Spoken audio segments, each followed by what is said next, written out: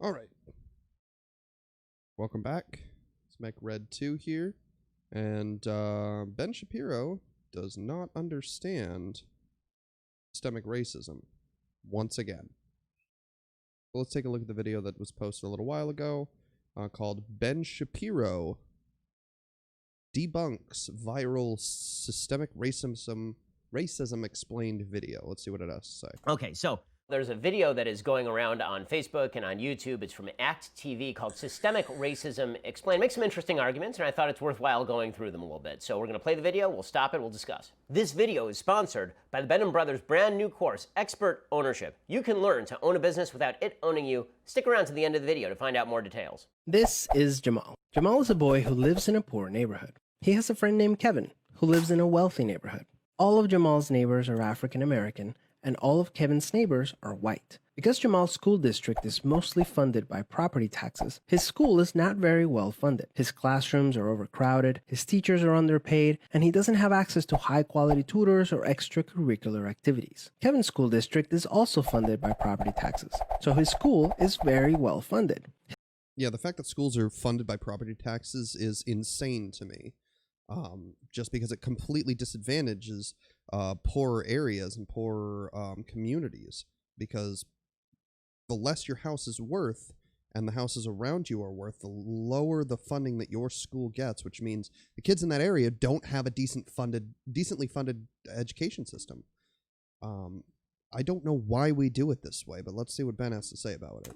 His classrooms are never crowded, his teachers are very well paid, and he has access to high-quality tutors and lots of extracurricular activities. So let's talk for a second about school policy.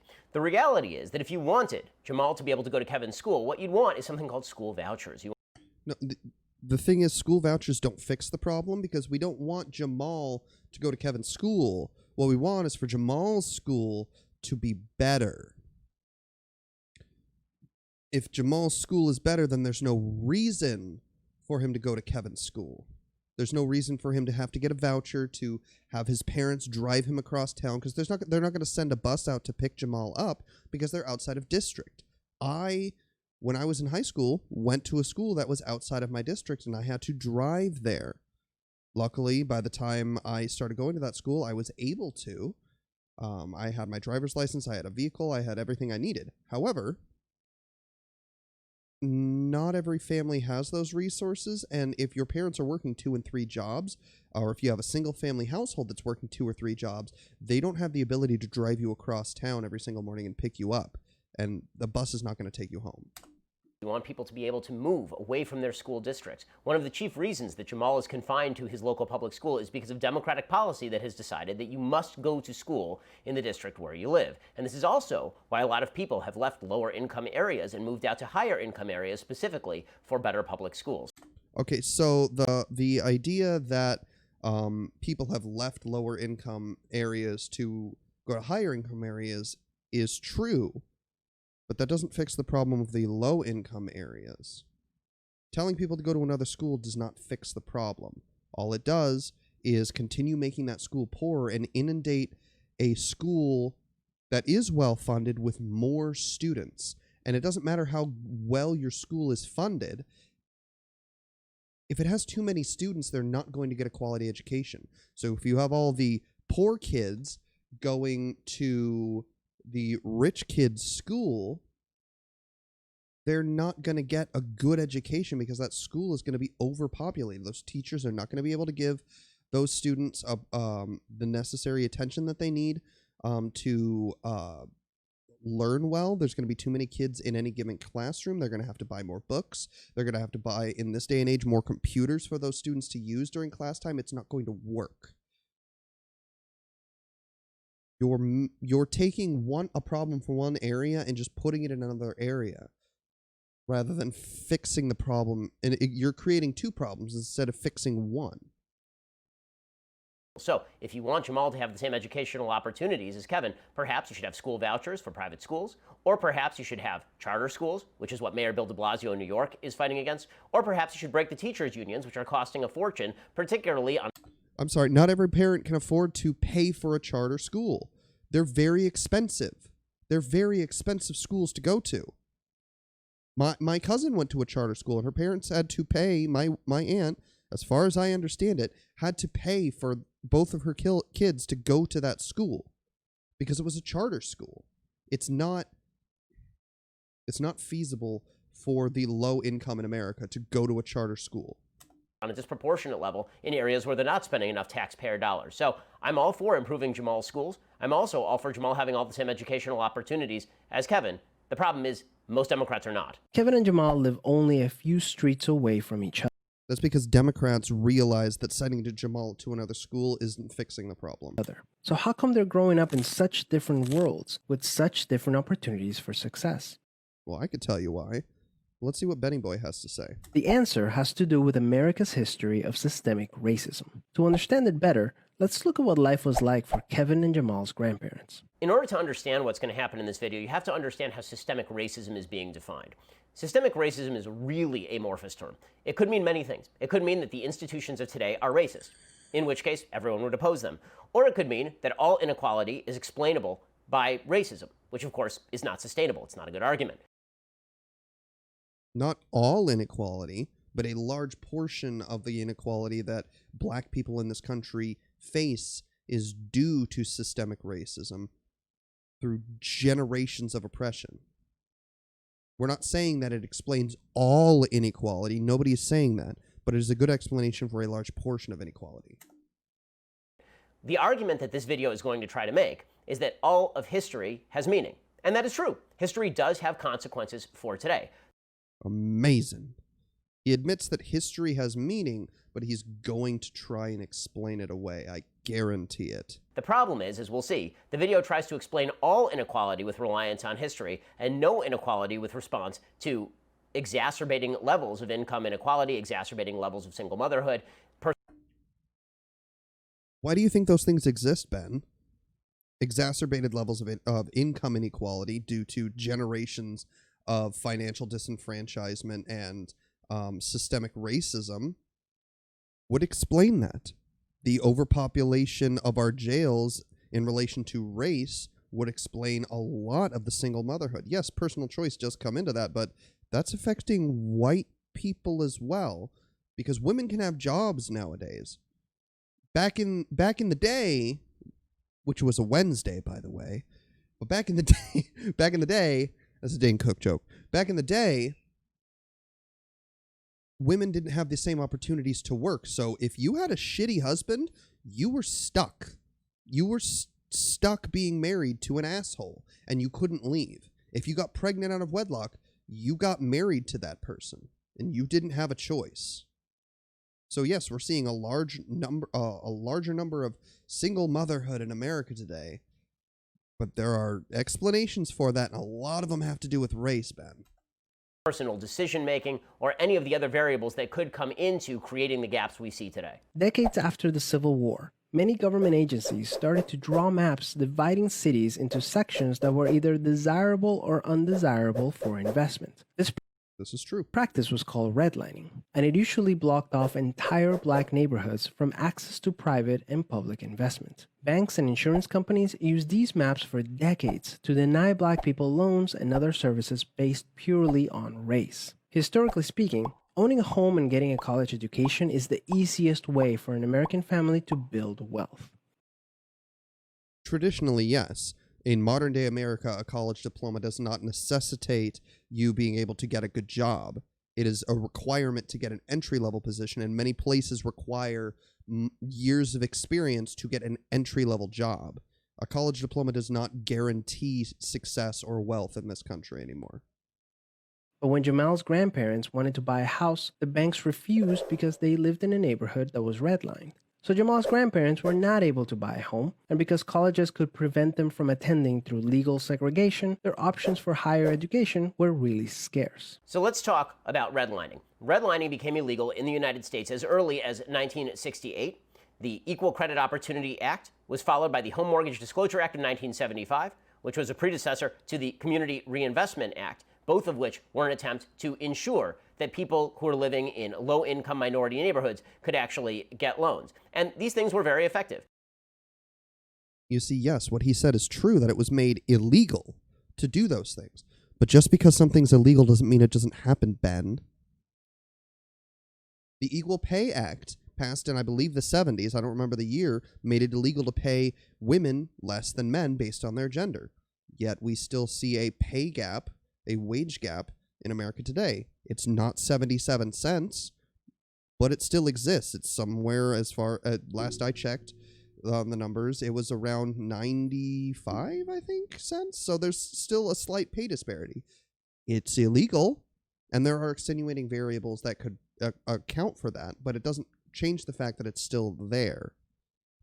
Redlining still exists even today.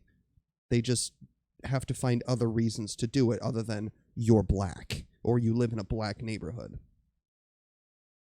In 1992, researchers at the Federal Reserve Bank of Boston tried to look at the data. They collected information on some 30 variables related to lending decisions.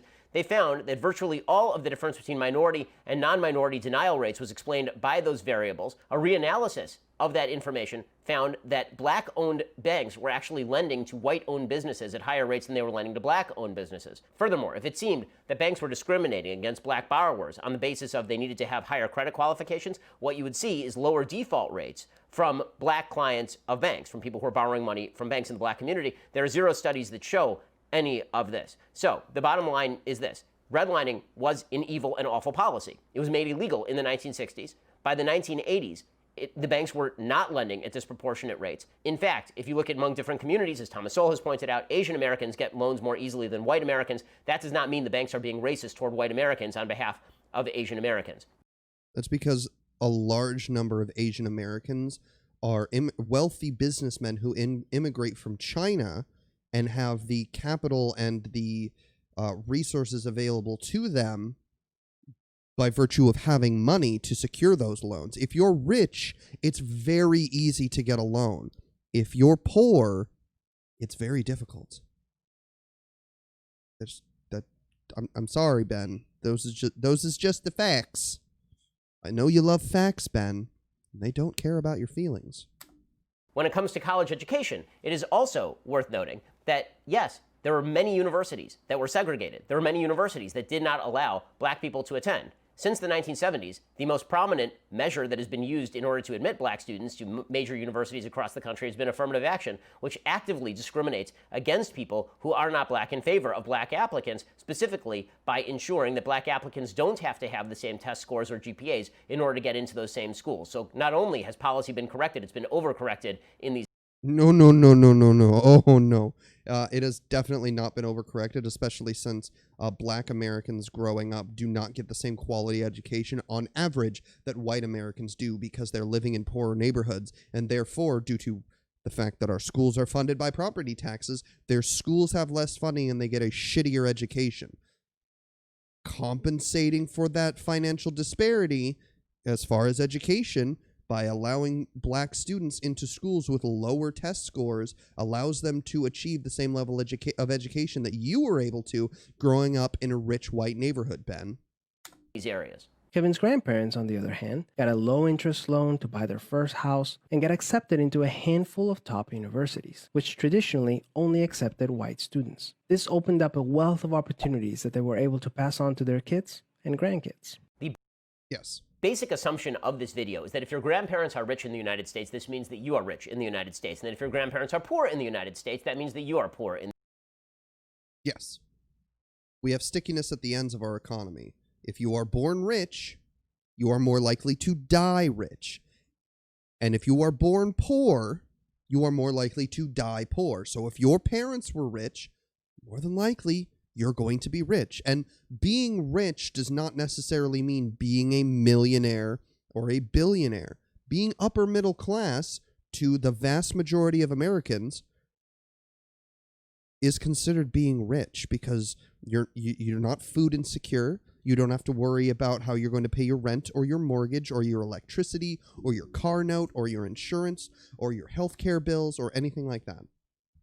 That is what a large portion of Americans consider being rich.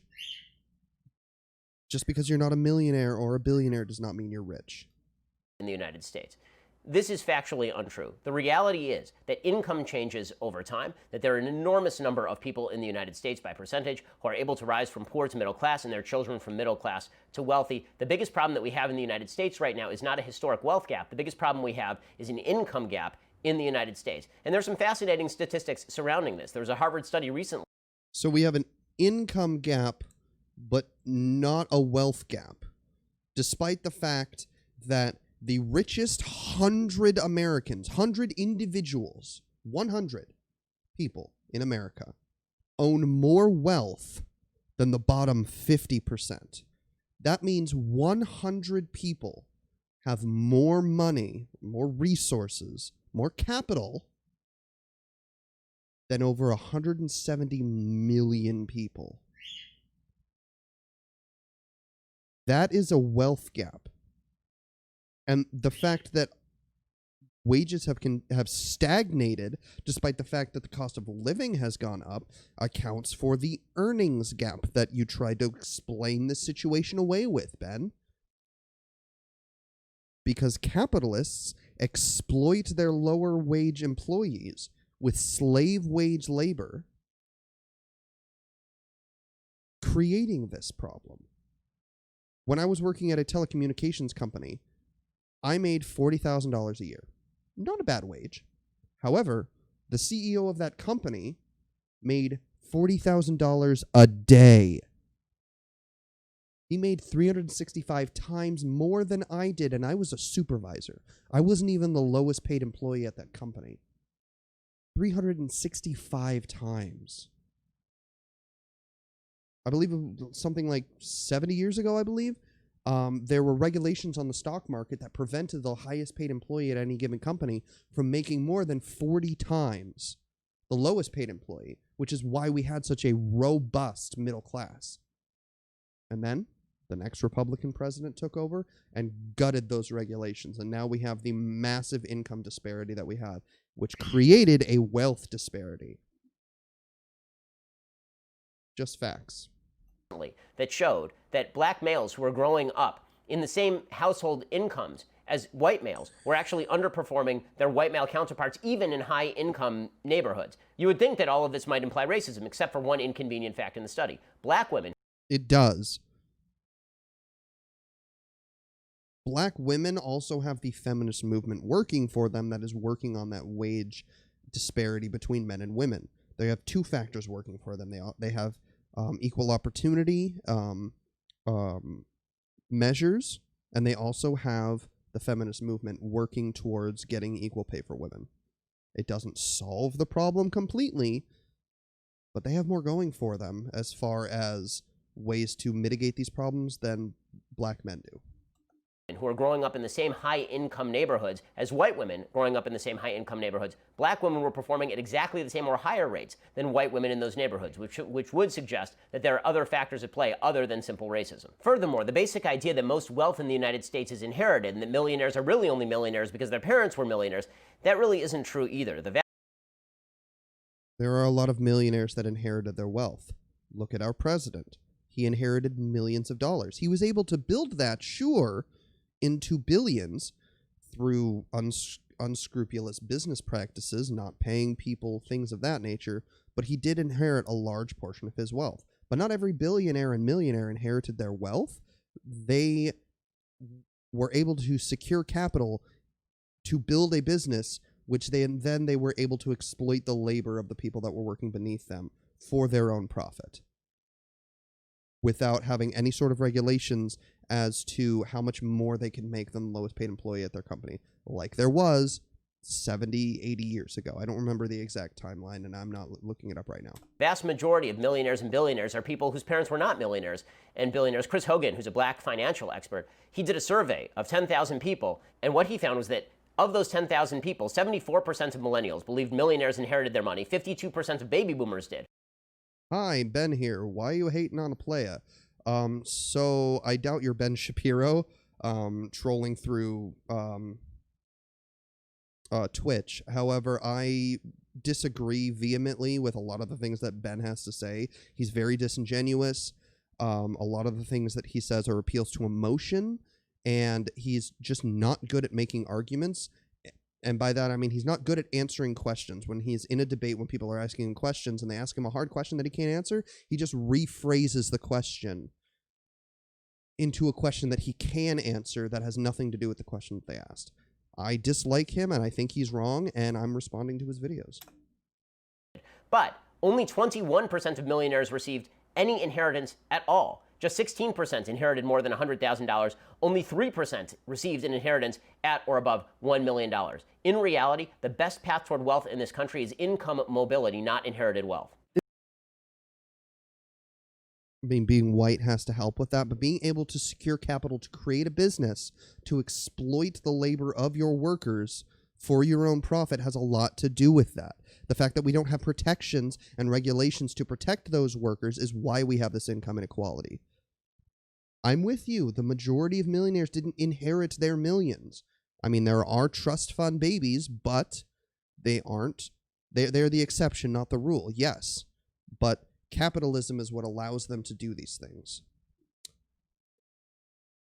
Well, if you hate Ben so much, stop giving him attention and move on to making your own points. Seems like a poor use of your time. All you're doing is giving him even more of a platform. Dude, I have no reach. I have 7 subscribers on YouTube right now. I am not giving him a platform. He has both the Daily Wire, which has a 2.5 million subscribers, and his own channel, which has 1.5 million subscribers.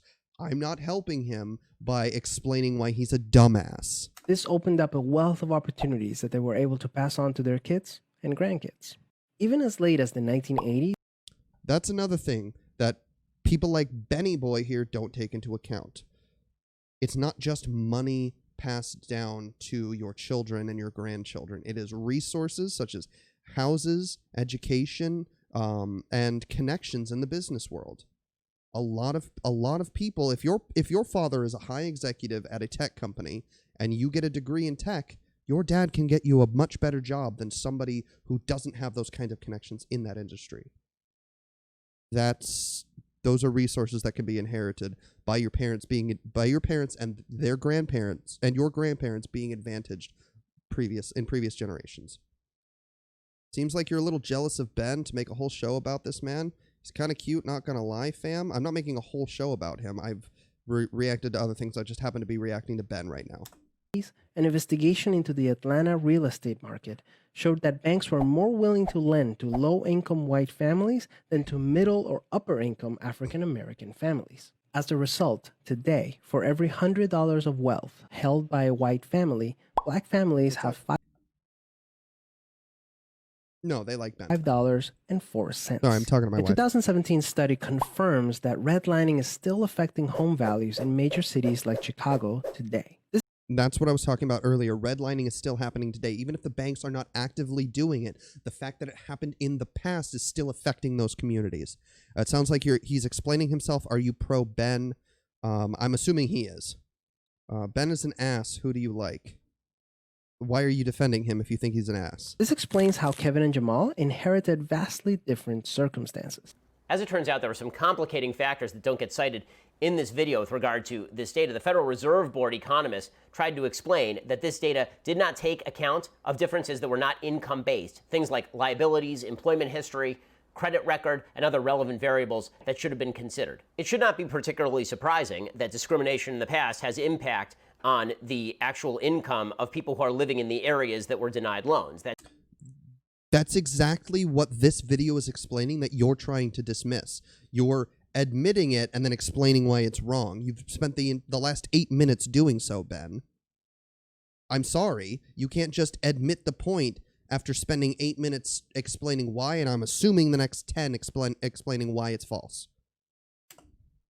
That shouldn't be a major surprise, but I'm just saying I think y'all are wrong, he's wrong, and you're wrong for giving him more room to speak. I'm not giving him more room to speak. Like I said, I have 7 subscribers. I have no reach. My last video, which happened to be a Ben Shapiro video, has 18 views. I'm not giving him a massive platform. I just enjoy having these kinds of one-way conversations with an idiot. I don't know Ben at all. This is my first exposure. Buckle up, buddy. Ben is he's something else.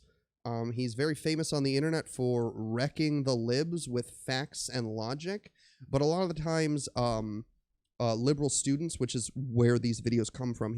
Not this video, but those videos that you see on the internet come from, is he'll go to college campuses and he'll ask college students to come in and ask him questions. They will ask him questions, and they'll be difficult questions. However, he doesn't answer those questions. If he gets a question that he can't answer, or that if he gets a question that he can't answer, he'll rephrase it in a way that to a different question that he can answer easily, instead of answering their original question. And he sounds super, super intelligent, logic based. And I mean, one of his taglines is "Facts don't care about your feelings," but a lot of the facts that he lists are not accurate. If you go anywhere outside of Breitbart or his own news outlet, the Daily Wire.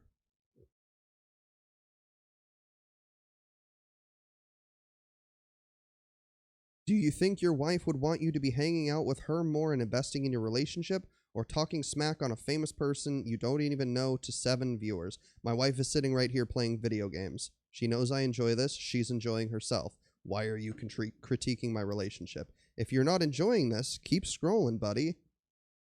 If you don't want to watch my content, you don't have to. There are 1,000 other channels you could be watching. But that is not the only disparity, obviously. That New York Times piece they are citing says, quote, they estimate the maps account for 15 to 30% of the overall gaps in segregation and home ownership that they find between the highest risk area and the second highest risk areas. Those were the ones that were being classified. The truth is that when it comes to redlining, you have to look at the gradations as well. There is always going to be a difference in the availability of loans to people who are living in the highest risk areas as opposed to the people who are in the very lowest risk areas. Now, what he said here is true, sure. There's going to be a disparity between loans given to people in high-risk areas compared to low-risk areas, but those high-risk areas were engineered prior to the Civil Rights Movement with legal redlining, and it continued to happen even after redlining was made illegal. Now, banks today may not redline specifically, but those areas that are poor and impoverished are still feeling the effects of that redlining, and because of that, they are still not getting loans. They're just justifying it by saying, well, that's a high-risk area, rather than, as they did in the past, just saying, well, that's a black community. They don't get to say that, so they just say it's a high-risk area and it's perfectly legal. Another factor is that if history does make a difference, then if you are denied loans in a particular area, and if there's less money in those areas, and as crime goes up, and as property taxes kick in, there's not enough money to take, and as schools get worse, obviously that's going. Why are schools getting worse, Ben? We covered that earlier, because schools are funded by property taxes. If they weren't funded by property taxes, which property taxes are directly tied to the banks that are giving these loans, if they weren't funded by property taxes, you wouldn't have a problem with crappy schools. Going to continue to have effect in that particular area. That doesn't mean the same people are living in that area who always lived in that area, or that people who grew up in that area in 1960 necessarily have to live in that area, or that their grandkids have to live in that area. How are they supposed to get out of those areas? Not everybody can just pick up and move. That costs money. If you don't have the capital to pick your life up and move to another area, pay for a U-Haul, pay for the gas in that U-Haul, pay for a security deposit, afford rent in a better area. If you can't afford even those 4 basic things, you're stuck in an impoverished area and you can't leave. In 2020. Unfortunately, the story doesn't end there. A big part of systemic racism is implicit bias. These are prejudices in society that people are not aware that they have. One of the big problems with implicit bias, it is very, very difficult to quantify, identify, and studies that supposedly determine that your implicit bias results in real-world action are deeply flawed. You can't just claim they're deeply flawed and not cite how. You may in the future. I haven't seen this video before. But you can't just say they're deeply flawed and then move on. Also, it's very easy to determine where implicit bias comes from by looking at the general population.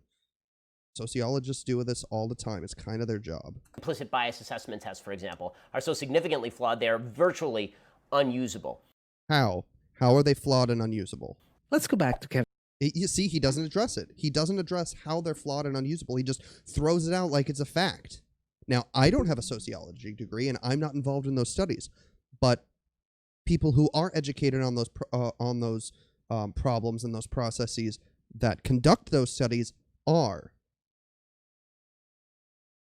If they're verified by the majority of the, if they're peer-reviewed and verified by the majority of the people in the field, unless you can find some strange confounding variable that they haven't thought of and that they haven't accounted for, you can't just throw it out and say it's not relevant and it's not accurate just because you don't like it, Ben. That's ignoring facts over feels. Kevin and Jamal. Against all odds, Jamal manages to be the only student from his high school to get accepted into a great university, the same one that Kevin and his high school friends are attending. But after Kevin and Jamal both graduate, Jamal notices that his resume isn't drawing as much interest as Kevin's, even though they graduated from the same program with the exact same GPA. Unfortunately for Jamal, studies show that resumes with white-sounding names get twice as many callbacks as identical resumes with black-sounding names. The research is actually a lot more. That's true. He's going to deny it. But I've looked at the study. I don't remember what it said exactly right now. And because I don't have a second monitor, I don't feel Googling it. I feel comfortable Googling it on stream. But the study basically cited two resumes were given to corporations to see which ones would get callbacks, and one of them had a very white-sounding name, and one of them had a traditionally black-sounding name. And the white-sounding name got more callbacks. It happened. It's data that we can look at. Just because you don't like it doesn't mean it's not true. More interesting than what is being portrayed in this video. There are several studies here. There was one famous study that was done that suggested that first name differentiation was indeed being used by employers. So if your name was Lakeisha, for example, this is the name that is actually used in the study. Lakeisha versus Greg. Yes, this is accurate. This is the study that I was talking about. That you are less likely to get a callback. There's another study that showed a historically black last name like Washington or Jefferson. Washington or Jefferson could be white names as well. There's no way to infer whether or not somebody with the last name Jefferson or Washington is black.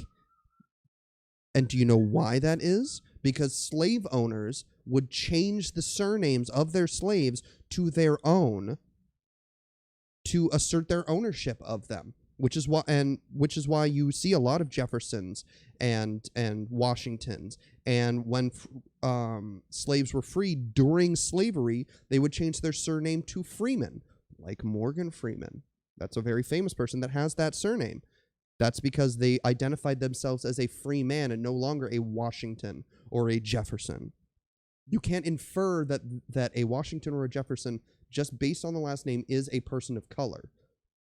So those last names cannot be used to infer racial bias. Provided no actual differentiation from historically white names, like Greenberg, for example. So if your name was Steve Greenberg versus Steve Jefferson, you're just as likely to get a callback as Steve Jefferson. What that suggests, and this was confirmed by subsequent studies, is that the actual issue here is a question of class discrimination, not an issue of race discrimination. If it's an issue of class discrimination, can you explain why it happens predominantly to people of color? Is it because people of color and predominantly black people are lower class economically than white people? There's still racial bias in there, even if you try to call it classism instead of racism. I used to do this stuff. I used to say these things back when I was some reactionary chud 2 years ago. I used to say no. Even a few months ago, I used to say, no, it's not a race thing. It's a class thing. That wealth is the great equalizer, which it does play a part in alleviating racial disparities. I mean, Oprah, I'm sorry, is not as oppressed as, crack-addled Sarah living underneath a bridge just because she's black and crack-addled Sarah is white. However, Sarah still does have white privilege in our society. Oprah just has a fuck ton of wealth privilege. You can't look at this, you can't debunk a racial issue by turning it into a class issue. And this is exactly what he does at these college campuses. He reframes the conversation, reframes the question, reframes the issue into something that's easy for him to explain and use his talking points for.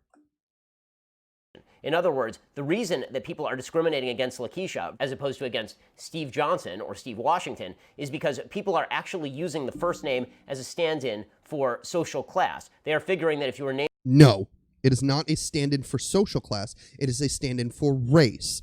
by saying, oh, they're black, that means they're poor, is racism. And the fact that that's accurate is an aspect, or it blatantly shows systemic racism still alive and well in America today. I had a really good hello, but I don't think this is the time and place to say it. Not quite sure what you mean, but how you doing, dude? Named Lakeisha, it's because you probably came from a more impoverished background. Now, this is not restricted to the black community. This happens in the Jewish community as well. If you get an applicant and the applicant's name is Ben, you might treat that applicant different than if... Yes, but Jewish people in this country are disproportionately wealthy. That's not a bad thing. Being wealthy is not a bad thing, but having systems in place to keep you poor for generations, and that's still affecting people today, even if those systems are gone, is what this video's looking to address. Being wealthy is not a bad thing. Being kept poor intentionally because of your race is. If that person's name is Benjamin, you might treat a Menachem different than you treat a Mike. And that is because you are trying to read into the person your perceptions of culture or perceptions of class, not really perceptions of race. That's... Fuck it, I'm doing the line, well, stick a stick up my ass and call me a candy apple. How the hell are you? I'm doing good, man. How are you doing? really, really important when you look at these particular... I like that. That's fantastic. I like that line. ...studies, and suggest that racial discrimination rather than class distinctions are at the basis of whatever hiring discrimination is happening here. Implicit. Oh, I hate that he's being so disingenuous with this. He's completely ignoring deliberately that black-sounding names are... He's trying to reframe that black-sounding names are not hired because they're low, like poor-class people rather than because they're black. They're poor because they're black, because of these systems that this video is directly explaining to you that you're trying to explain away. Bias is one of the reasons why the black unemployment rate is twice the rate of white unemployment. Well, this tends to neglect one key factor. What did you major in? What did you study? It turns... If you can't go to college, your major has no bearing on you because you don't fucking have one, Ben.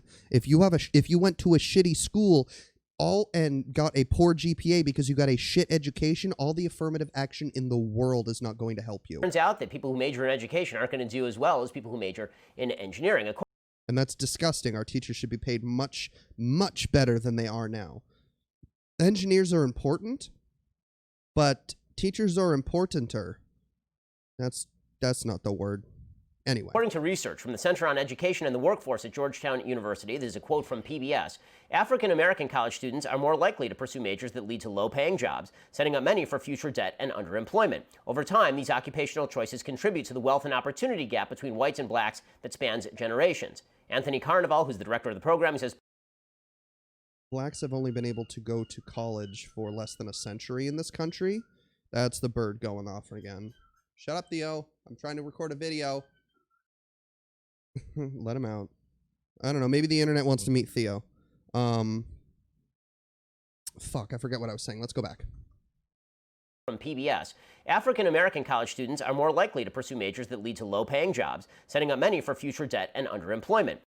Okay, so black people in this country have only been able to go to college in the last century, and desegregated schools in the last 70 years, meaning that if you're a black person, your grandparents, your great-grandparents were not able to set a good financial base the way white people have for you in the modern day to be able to go to college, or you're stuck in a low-income area and you're relegated to a low-income school. Because of that, you're not able to get into a STEM field and excel in that because you're not educated well enough to excel in those areas. You pick an easier major so that you can get that paper that you're investing $60,000 a year for to try and get some sort of a career rather than failing out of college because you were set up for failure from birth.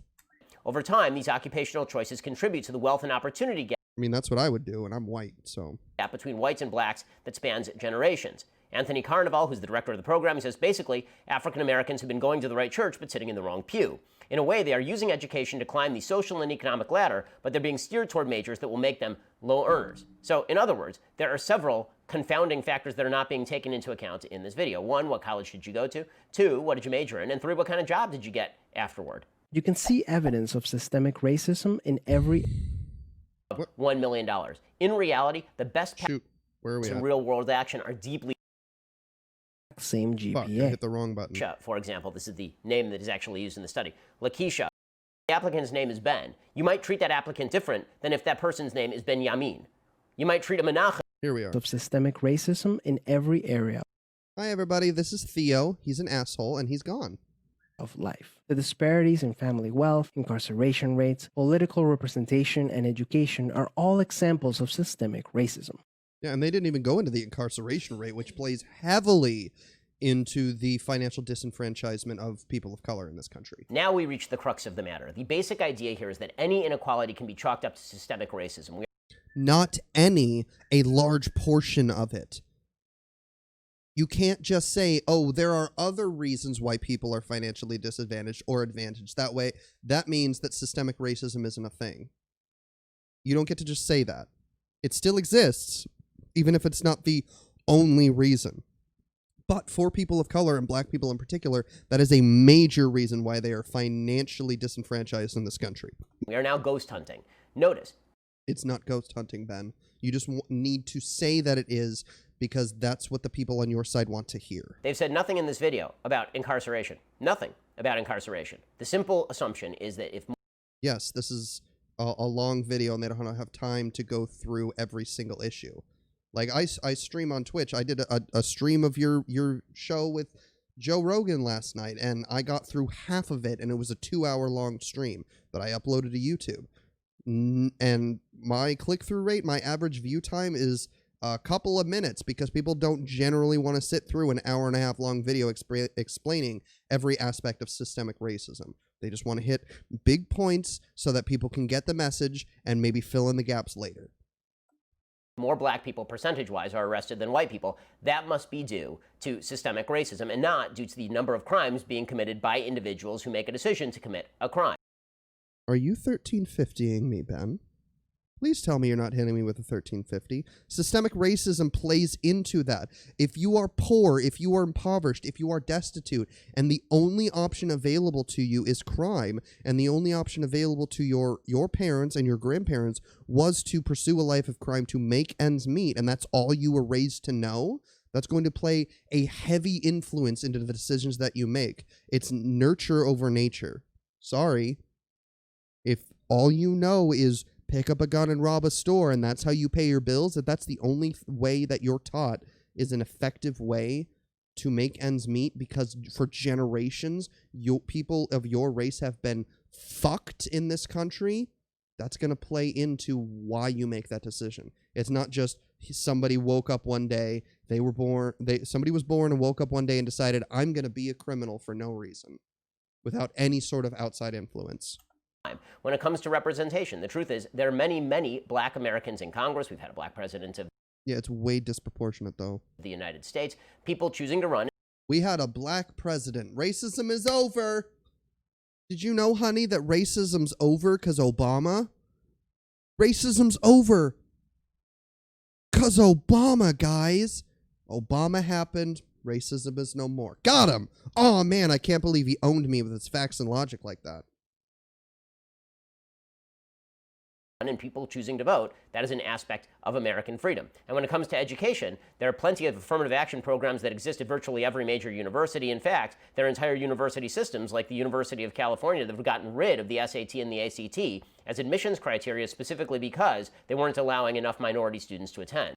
Yes. One, standardized tests are shit. I'm from Washington. We had something called the WASL.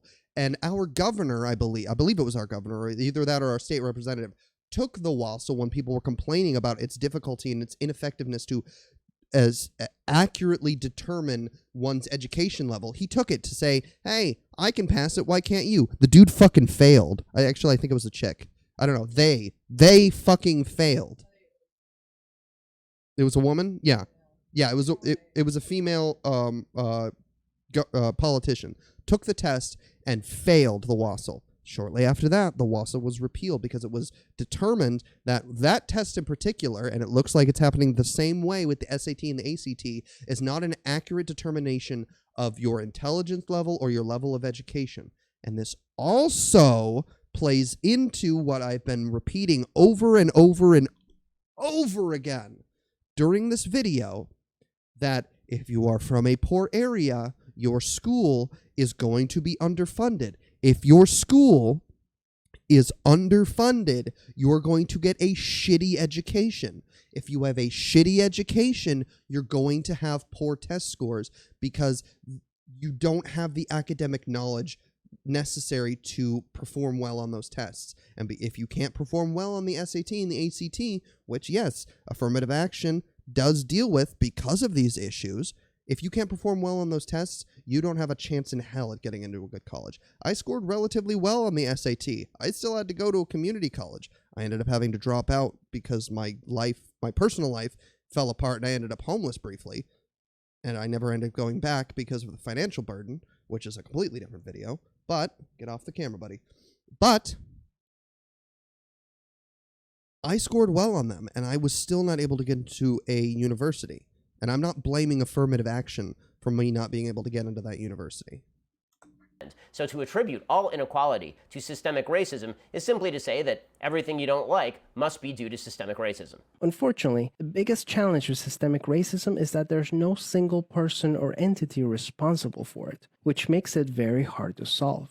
So what can you do? The first thing you can do is work towards becoming more aware of your own implicit biases. Yes, and it took me a long time. God, it took me way longer than it should have for me to recognize my implicit biases and the things that I was saying that I didn't realize were racist, that were fucking racist, or straight up white nationalist, white supremacist talking points. I used to throw out the 1350 statistic that Ben Shapiro here alluded to earlier, the rates of crime among African Americans. I used to say shit like that. I even said it to a black woman that I worked with, and I cringe every day thinking about it. But those are things that we can do to work towards solving this issue in America. And that's something that can be done on a personal level. That doesn't need legislation to happen. If you as a person work on your implicit biases and recognize them when they're happening and actively work against them, and then find yourself in a position at a bank as to whether or not you should approve a loan, that will help the situation without any legislation required. That's not to say that legislation is not required to kind of solve this problem and address it. We should always, as decent people, be re-examining our own biases and trying to wipe out bad thoughts we may be having about other people. But the idea that something as vague as you had a bad thought about a group is now responsible for the income inequality between black... No, Ben, no. It is not as simple as you had a bad thought about a group. It's acting upon that and allowing that to influence your decisions and the actions that you take. Just saying, that black guy looks suspicious, and then doing nothing about it is not necessarily harmful. You should work on that, sure. But if you're working in a store and you see a black person, you immediately feel that they look suspicious, and then follow them around the store for no fucking reason, that's a problem. That's something you can fix. It's not just a bad thought, Ben. Black and white. That is a way oversimplification of the issue. I mean, this is what right-wing chuds like fucking Ben Shapiro do, and I'm not surprised that he would say it, but it's still just disingenuous as fuck. Is sort of an absurd contention in the absence of any available evidence. What are some prejudices that you might hold that you're not aware of? Second, let's acknowledge that the consequences of slavery and Jim Crow laws are still affecting access to opportunity today. It is certainly plausible that slavery and Jim... Plausible. He says it's plausible that the effects of slavery and Jim Crow are still affecting people today. There are people my age that were alive and growing up during broken windows policing, during stop and frisk, that fucked with their lives. Guarantee it. And those policies are a result of Jim Crow. Jim Crow is a result of slavery. It's not plausible, Ben. It's what's happening. You just need to be able to deny it because that's what people on your side of the aisle want to hear, and you need those juicy, juicy clicks. Jim Crow have affected how people's paths have gone in life and the circumstances of their birth. But the question is, how much? If we are going to change policy, and if we are going to effectuate change, shouldn't we be focused more on what are the bad policies today that specifically are keeping people down, and what behaviors can we change today to make our opportunities better, rather than focusing in on slavery or Jim Crow? What behaviors can we focus in? Are you serious? You just watched a whole fucking video talking about it. Talking about these systems and things you can do on a personal level, which was the part that they just reviewed, that you can do to fix these problems. And you're still asking, what can you do? Are you watching the video? Are you? I can see the little stupid fucking the fucking earbud thing right here. I know you're listening. Are you just not voluntarily choosing not to absorb the information? God. Fucking smooth brain. The fact is that even if you buy into the entire narrative of systemic racism promoted by this video, it changes nothing, and the video is even acknowledging as much. No, it's not. If you work on your own implicit biases, if we as a society do that, it will affect great change. Legislation may still be necessary, but we can work to eliminate implicit bias in our society, which will help these issues. It's not going to change nothing, Ben. It's going to change a lot. We should support systemic changes that create more equal opportunities for everyone. Increasing public school funding and making it independent from property taxes. That would go leagues. Oh my God, it would go so far to helping alleviate these problems. Would be a great start so that poor and wealthy districts can receive equal access to resources. The suggestion that simply pouring money into public schools is somehow going to be the solution has been belied by nearly every independent study ever done of public education. Yet we haven't done it, and you're going to try and dismiss it, saying that it doesn't work, despite the fact that it's never been fucking done. At least not properly and on the level that it needs to be done. Obviously, we should be spending more on schools where not enough spending is going on, where there aren't school books or there aren't enough desks. But the real problem that's existing in educational performance has very little to do with income and a lot more to do with the access to educational opportunity provided in homes. If you have a single-family home, it is very... Not everybody can or wants to homeschool. That's why we have a public school system. I had a two-family home, and I was homeschooled. And it fucked me up, Ben. Sure, I'm super big brain for it, but it fucked me up socially and educationally because I was raised very fundamentalist Christian. So most of my science was very blasé. And this is what scientists say, but the Bible says this. Parents' own biases about science and education can hamper students' education a lot by telling them to school them at home or send them to a charter school if they don't have the resources needed to do it, even if they didn't have to pay tuition to do so, is bullshit. And you fucking know it, but those are the talking points that you have to make. Difficult for mom to be able to help with homework if you don't allow kids to go to better schools outside their neighborhood rather than simply pouring money into failed neighborhood schools. Then you're not really granting opportunity. The neighborhood schools that are failed neighborhood schools that you're talking about are failed because of funding. Putting funding into those schools would fix that problem. God. Systemic problems require...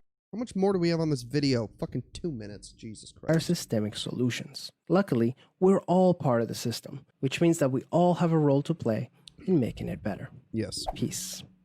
It's easy enough to say that we all have a role in making the system better, but when you suggest very few practical solutions other than rote democratic policies that have been failed... This video wasn't about suggesting solutions, despite the fact that they listed several.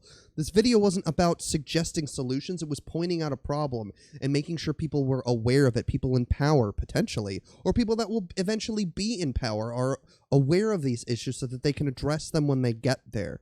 Not every single video has to be, this is a problem and here's how you fix it.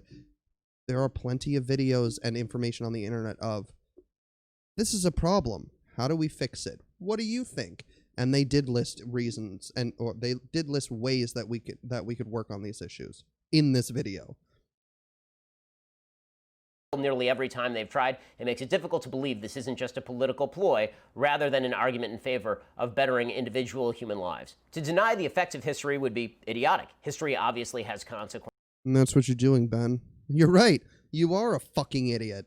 And to deny that racism exists would be similarly idiotic. But to attribute every problem in American life to racism or inequity is to be foolish and counterproductive and not to make the world a better place. That's not what they're doing. Oh my God. They're not saying every single problem in modern life is because of racism. God. For more on a lot of these topics, go check out my brand new book, How to Don't read his book. All right. I think that's going to be it. Yeah, that's it. Yeah, that's going to be the end of the video. He doesn't have anything more to say. He's going to pimp his merch, tell you to read his book, and that's going to be about the end of the conversation. But yeah, I hope you enjoyed this video. Ben Shapiro is a fucking idiot. He doesn't he has a hard time engaging with reality, and it's very frustrating for people on the other side of the aisle or leftists like myself, having to deal with this guy being such a prominent figure in our fucking society. But I hope you enjoyed the video. Please like and subscribe, and all of my social medias are up at the top here. I have a Discord. My YouTube, which is, if you're watching this on YouTube, feel free to follow me on Twitch, twitch.tv/MickRed2. I also have a Twitter, and I always announce when I'm going live. But yeah, thanks for tuning in, and I hope to catch you in the next one. Peace.